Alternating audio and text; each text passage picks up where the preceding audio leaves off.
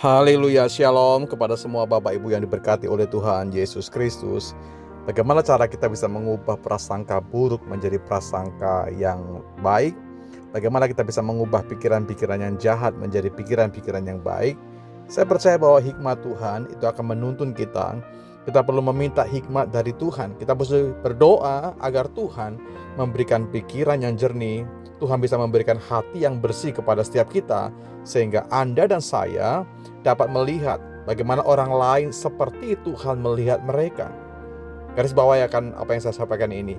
Kita harus memikirkan, punya pola pikir yang benar.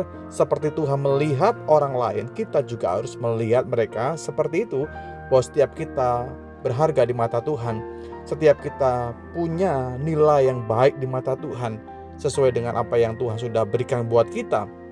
Sesungguhnya ketika pikiran kita benar, maka prasangka kita juga benar. Dan untuk menikmati hal demikian, untuk mencapai hal demikian, kita perlu hikmat dari Tuhan.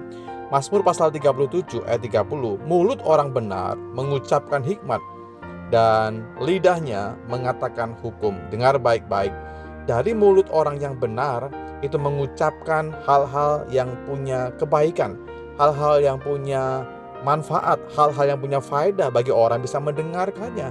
Bagaimana bisa ada perbendaharaan kata yang baik kalau kita tidak memiliki hikmat bahkan pikiran Tuhan? Sebab itu poin-poin ini akan menghentarkan kita melihat bahwa kita perlu hikmat Tuhan. Kita perlu memiliki pengetahuan yang baik tentang sesuatu yang benar dan merupakan nilai hikmat dari Tuhan. Mazmur pasal 19 ayat 7, Taurat Tuhan itu sempurna, teguh, memberikan hikmat kepada yang berpengalaman. Saya ulang kembali, Taurat Tuhan itu sempurna, dan Taurat Tuhan menyegarkan jiwa. Taurat Tuhan memberikan peraturan kepada kita untuk kita menjadi orang yang teguh.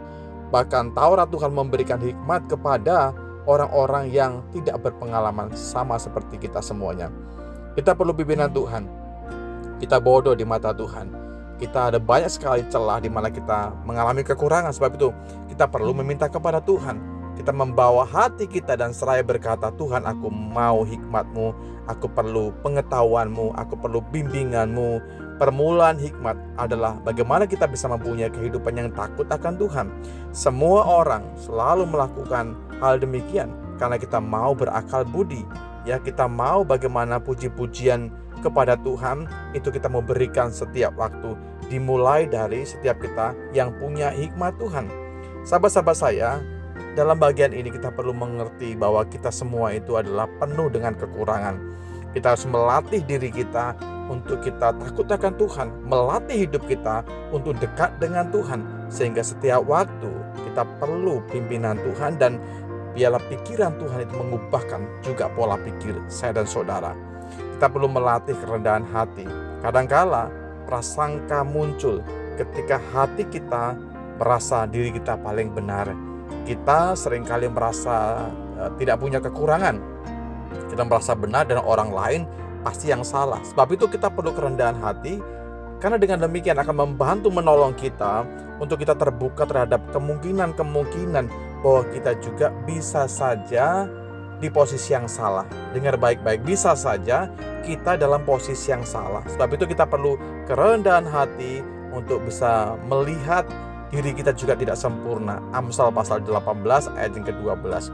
Tinggi hati itu akan mendahului kehancuran, tapi kerendahan hati akan mendahului kehormatan. Seperti firman Tuhan katakan, cari Tuhan, hai semua yang rendah hati di negeri.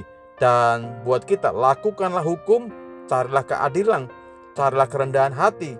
Ya, di sana kita bisa melihat perlindungan Tuhan pada hari kemurkaan. Anda bisa menemukan kebenaran dalam Sefanya pasal 2 ayatnya yang ketiga. Sahabat-sahabat saya, sekarang buat kita bangun dan berdiri bagi Tuhan. Kita perlu mengangkat panji bagi Tuhan, seraya berkata bahwa Tuhan, hari ini waktunya aku buat bangun. Aku gak mau tinggal dalam keterpurukan.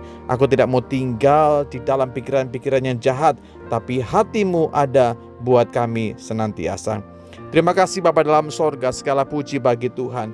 Kami meletakkan hidup kami kepada Tuhan sepenuhnya, sepenuh jiwa, sepenuh roh, sepenuh kekuatan, hanya kepada-Mu saja.